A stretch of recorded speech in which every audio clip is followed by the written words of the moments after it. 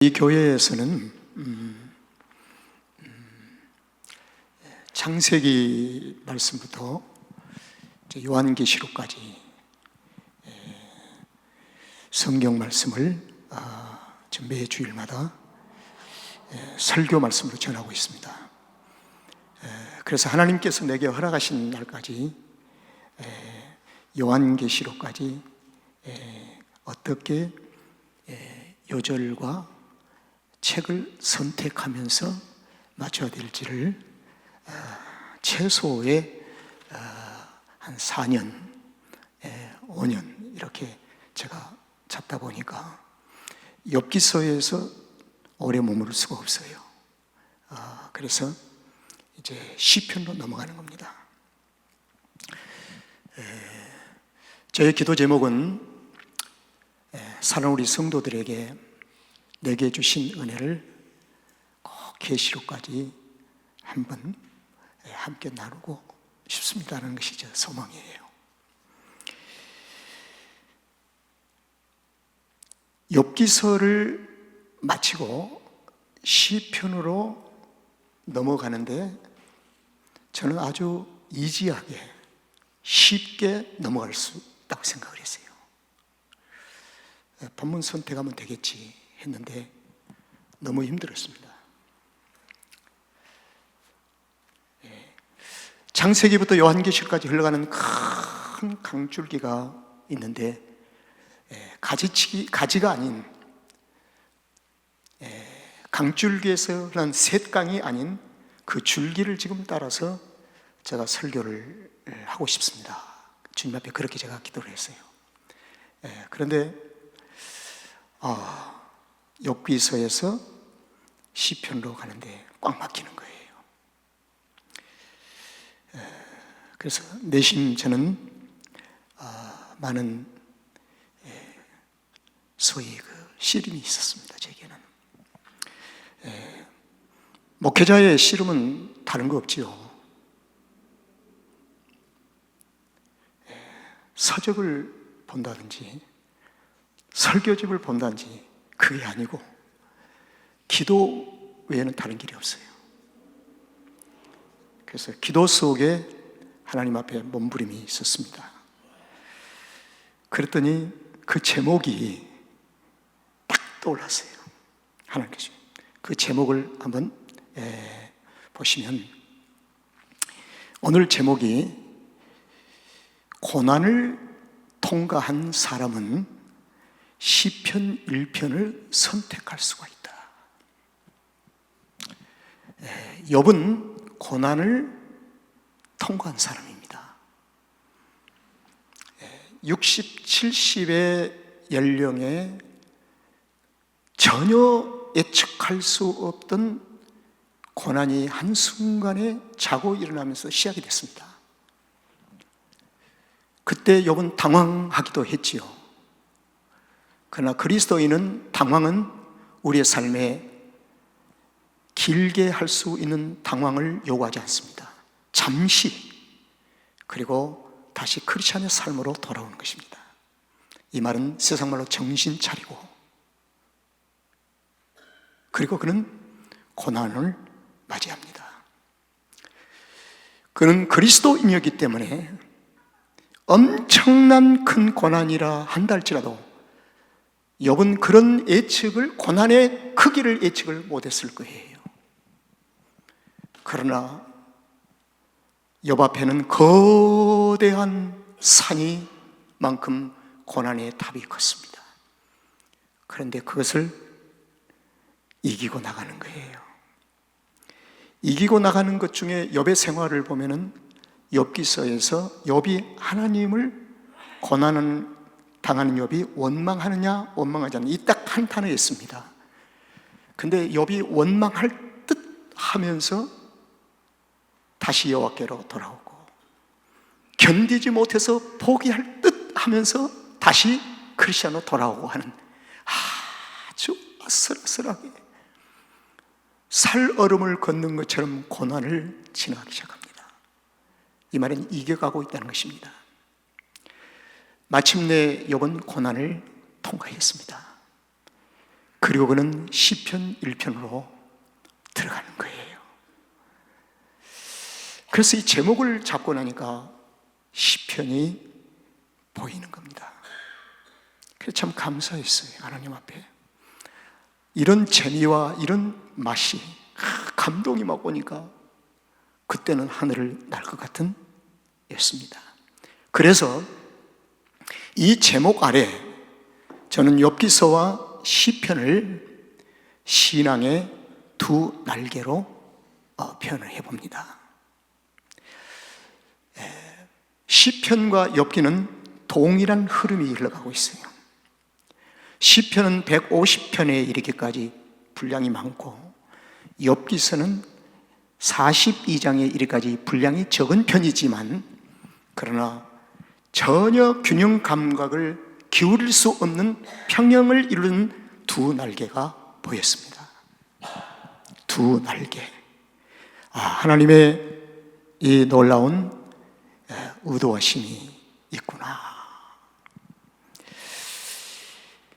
여러분, 욥기서의 출발은 순전하고 정직하여 하나님을 경외한 그리스도인, 이렇게 출발을 해요. 그리고 그 하나님을 경외하는, 하나님만을 유일하게 생각하며 방향을 설정한 욥의 삶 속에 고난이 찾아와 그 고난을 만난 후 자신의 모습을 비로소 조금씩 보게 됩니다. 그 결과 그 고난, 깊은 고난 속에서 나는 하나님을 귀로만 듣던 신앙생활이었는데 하나님이 보이네요. 이게 위대한 역사입니다. 하나님을 귀로만 들었는데, 귀로만 듣고도 경건생활을 했대요. 할 수 있어요. 하나님은 욥의 경건을 그 현 수준에서 멈추지 아니하시고 더 끌어가시는 하나님, 장성한 분량에 이르기까지 예수 그리스도에게까지 끌어가고자 하시는 하나님. 그래서 그리스도인은 결코 이 땅에서 멈출 수가 없다. 끊임없는 성장이 우리 안에서 있어야 한다는 것입니다. 그래서 그리스도인은 자기의 성장이 멈춘 사람의 특징이 나옵니다. 지금도 베비처럼 성장하는 사람을 가리켜서 우리는 손가락질하고 정죄합니다. 이게 성장을 멈춘 사람의 특징입니다. 성장이 고정적으로 완전히 스탑되어 버린 사람들이 예수님 주변에 있었으니 이 사람들은 서기관이요 바리새인들이었습니다. 그들은 멈춰버렸어요. 그래서 저는 세리와 같지 않습니다 라고 하는 것이 그의 삶이 되었습니다. 자, 여러분, 고난을 통과한 후에 욥이 140년을 눈으로 보는 신앙생활을 했대요. 눈으로 보는 신앙생활을 140년 했대요. 60년 70세의 고난을 만났으니까 그때는 귀로만 듣는 신앙이었는데 6, 7개월 고난을 혹독하게 통과한 후에는 눈으로 보는 신앙을 가지고 140년을 살았대요.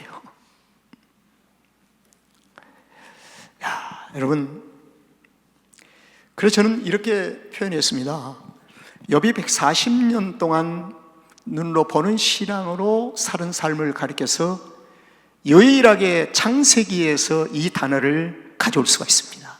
그게 뭘까요? 동행. 동행. 동행하면 생각나는 게 없어요? 에녹이 하나님과 동행함으로 영원한 하나님의 나라의 임재 속으로 들어갔다는 것입니다. 동행함으로. 에녹은 죽음을 맛보지 아니하고 하늘로 영원한 하나님의 보좌와 임재 속으로 들어갔지만 욥은 나이가 늙고 기한이 차서 죽었더라. 그리고 영원한 하나님의 나라로 동행하는 삶으로 들어간 것입니다. 자, 그러면 여기서 이 문제가 나옵니다. 욥은 고난을 통과한 후에 그는 완전히 의로운 사람이 되었는가 하는 문제입니다. 죄가 전혀 없어지고 완전한 사람이 되었는가? 아니올시다.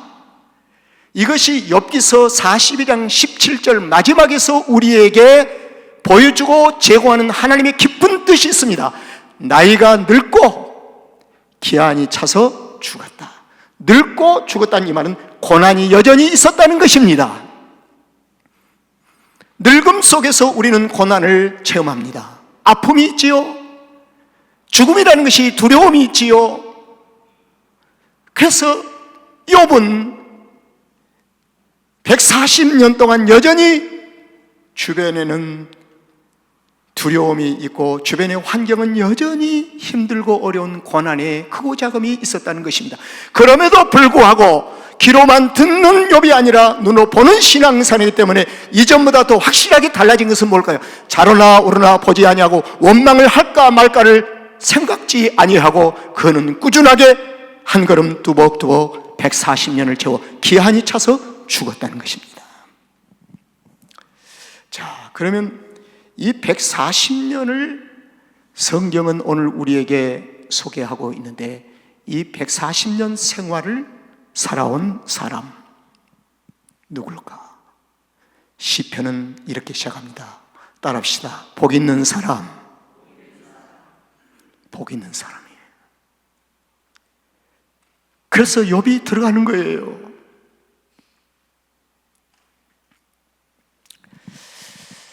여러분, 시편의 시작은 복 있는 사람으로. 제가 이걸 강조했지요. 140년을 출발하면서 그에게는 고난이 전혀 없었던가? 아닙니다. 늙어가고 있습니다. 죽음이 다가오고 있습니다. 그에게는 여전히 고난이 주변에 토사리고 있고 영향을 받았을 것입니다. 그러면 시편 1편에서는 복 있는 사람 하고 2편부터 지나서 149편에 이르기까지 보니까 무려 무명 기자까지 포함해서 49명이 사람들이 살아온 인생의 여정을 소개하고 있는 것이 시편입니다. 시편에 보니까 시험도 많이 당하지요. 유혹도 주변에 있지요. 고난도 있죠. 억울함도 있지요. 시련도 있죠. 원망도 있죠. 많은 주변의 환경에서 시편 기자를 통해서 하나님이 우리에게 보이시고 하는 뜻이 무엇일까요? 우리를 어디까지 이끌어 가시기 위해서 시편 150편의 마지막 호흡이 있는 자들아 여호와를 찬양할지어다. 하나님의 완전한 임재하심 속으로 이끌고 계시는 여호와 하나님. 그랬어요. 시편과 욥기는 양쪽 날개입니다. 이걸 가리켜서요, 히브리 문학에서는 대칭이라고 합니다. 대칭. 이 대칭이라는 이 말은요, 히브리 문학에서 특별히 대칭이라는 이 말은 A와 B가 동일하다는 것입니다. 그런데 히브리 문학에서, 히브리 원어에서 대칭이라는 이 단어는 더 깊은 뜻을 가지고 있습니다. 하나님의 중심적인 계시가 동일하다는 뜻입니다. 하나님의 중심적인 계시가 동일하게 흘러가고 있다. 그래서 욥기서와 시편은 동일하게 흘러가는 두 날개, 대칭이라고 이 얘기를 합니다. 자, 그러면 오늘 저는 중요한 얘기를 좀 여러분들에게 도전하려고 합니다. 따라합시다. 복 있는 사람. 복 있는 사람을 여러분들 어떤 사람을 복 있는 사람을 생각하십니까? 저와 오늘날 현대 교인들에게 이 복 있는 사람, 시편 1편에 첫 번째 나오는 이 복 있는 사람을 잘못 인식이 되어버리고 말았어요. 그래서 이미 껍질까지, 옷까지 잘못 옷을 입어버리고 말았어요. 그래서 이것을 벗기는 작업을 하려고 해요. 여러분, 복 있는 사람은 시편 1편 1절을 한번 띄워보세요. 1편 1절. 복 있는 사람. 성경을 기록한 히브리 원어에서는 아슈레이, 아주 정확하게 나와 있어요. 복 있는 사람이 사업도 성공하고 건강도 있고 자손도 잘, 이게 복 있는 사람이 아니라는 것입니다. 복 있는 사람의 아주 근본적인 아슈레이, 이게 무엇인가? 바로 하나님과 방향을 같이 걷는 자, 하나님과 함께 걸어가는 자. 환경의 기준이 아니라 하나님과 함께 방향을 이미 여호와께서 방향을 정하시고 걸어가신 길에 내가 합류해서 가는 자, 이런 자를 복이 있는 자라고 합니다. 여러분, 복 있는 자들이십니까? 어떤 분은 요즘 우리 자녀들이 복이 있습니다.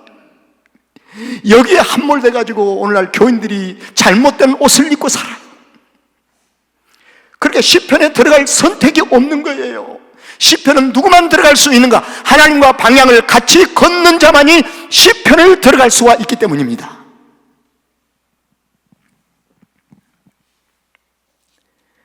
그래서 아슈레이, 히브리 원어에서는 철저하게 배격하는 게 있습니다.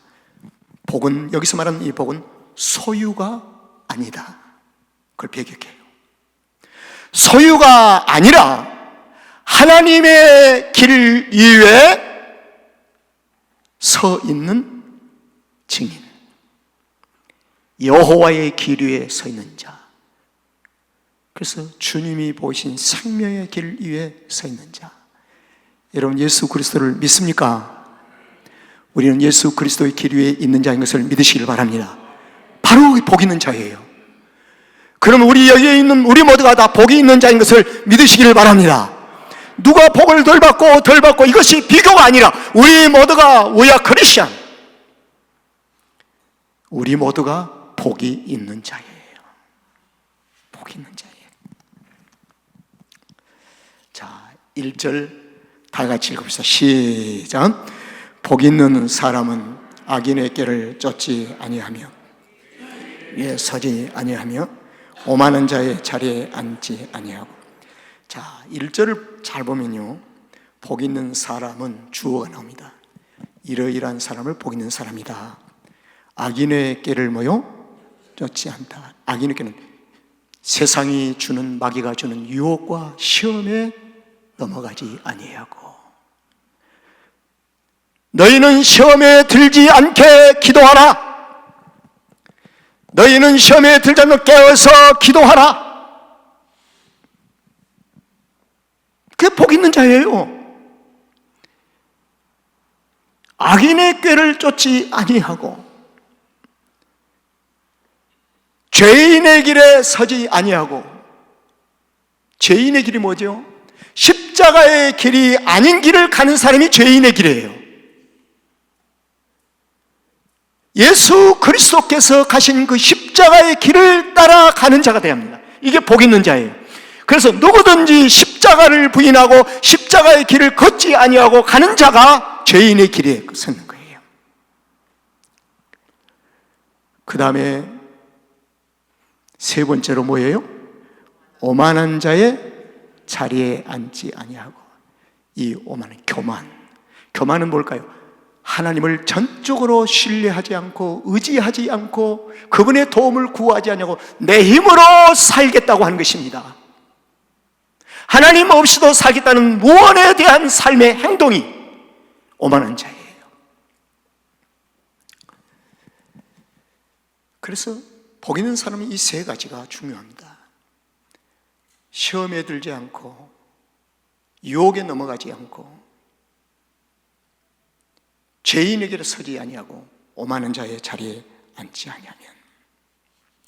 자, 2절을 보겠습니다. 2절. 여기서 오직. 여러분, 이 오직이라는 이 단어를 성경에서 원어에서 잘 보면 그 오직이라는 단어가 신약 전체를 덮고 있어요. 신약 전체는 사도들이 모든 그리스도인들을 가리켜서 우리는 오직 누구요? 예수 그리스도. 교회는 오직 예수 그리스도. 진정한 그리스도인은 오직 예수 그리스도. 오직 예수 그리스도. 오직 여호와의 율법을 즐거워하며 말씀을 즐거워하며 그 율법을 그 다음에 뭐요? 주야로. 이걸 시간으로 따면 24시간의 의미를 담고 있습니다. 24시간 동안 하루 주님과의 교제의 삶을 산다는 것입니다. 그래서 주님을 묵상하며 산다는 거예요. 오직 여호와의 율법을 즐거워하며 그 율법을 주야로 묵상하는 자가 복이 있는 사람의 길을 걸을 수가 있다는 것입니다. 그래서 성도들에게는 성경이 2순위가 돼서는 안 돼요. 말씀이 1순위가 돼야 돼요. 성경을 가까이 하는 자가 되어야 합니다.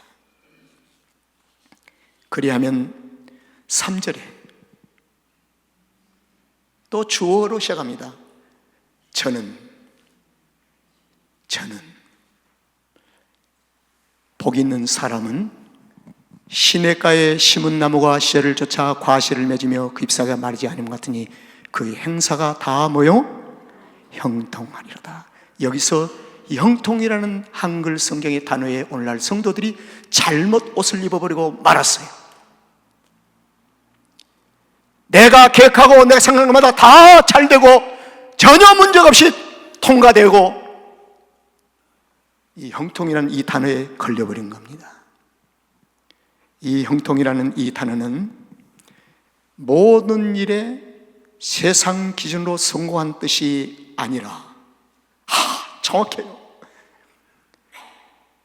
그 원어에서는 뭐라고 하냐면 하나님께서 계획하신 목적에서 벗어나지 않고 그 삶을 끝까지 걸음으로 여호와께서 사용하신다. 이걸 소명이라고 합니다. 하나님이 내게 주신 소명을 하나도 남김없이 주께서 사용하신다. 이게 형통이에요. 그러니까 형통이 다른 게 아니에요. 쉽게 주님과 함께 걸어가는 삶, 그리고 그 길을 벗어나지 않아, 시험이나 욕에 넘어가지 아니하고 십자가 밖으로 떠나지 아니하고 하나님 없이도 살 수 없다고 하는 이 교만함이 아니라 오직 여호와를 신뢰하며 방향을 설정해서 그 길을 가는 것이 형통이라는 것입니다. 동의하시면 아멘 하시기 바랍니다. 이걸 아멘해 주셔야 오늘 결론을 내릴 수가 있어요. 할렐루야. 자, 이제 6절로 결론을 내리겠습니다. 대저.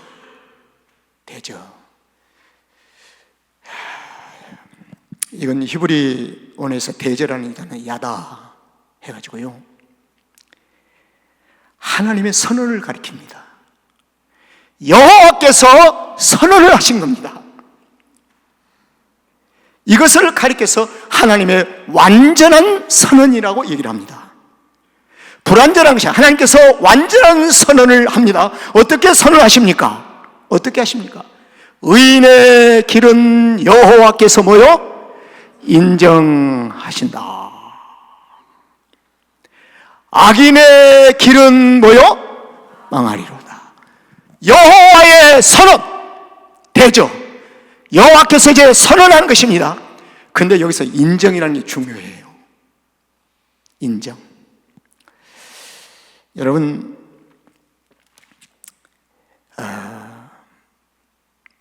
이 인정이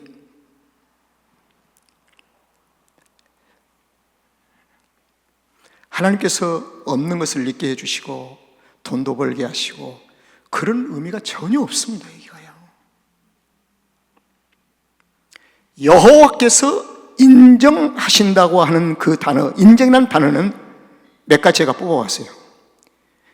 여호와께서 깊이 알아주시고, 어떻게요? 여호와께서 나를 뭐요? 깊이 주시고 알고, 그 다음에 깊은 관계를 맺으시고, 그 다음에 나를 깊이 돌보시며, 그 다음에 여호와께서 마지막 끝까지 책임을 지신다. 내가 세상 끝날까지 내가 너와 함께 하리라. 할렐루야. 이것이 여호와께서 인정하시는 거예요. 그래서 우리 성도들은요, 의인의 길을 가야 합니다. 이 의인의 길은 복 있는 사람의 길입니다. 복 있는 사람들의 가는 길을 걸으면 여호와께서 인정하신대요. 여러분, 저 이 말씀 얼마나 저기는 위로가 되냐면, 오 하나님, 부족한 제가요, 여호와께서 인정해 주신다면 내가 이 길을 고집하겠습니다.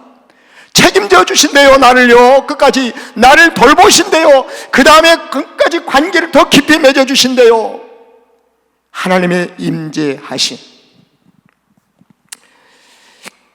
여러분, 오늘 복 있는 사람의 선언을 저와 여러분이 한번 읽고 마치려고 합니다. 아시레이 하면 제가 이렇게 정리를 했어요. 아시레이는 히브리어로 아시레인데 복 있는 사람이에요. 자, 내가 아시레이는, 그럼 여러분들이 그 다음에 읽으시길 바랍니다. 아시레이는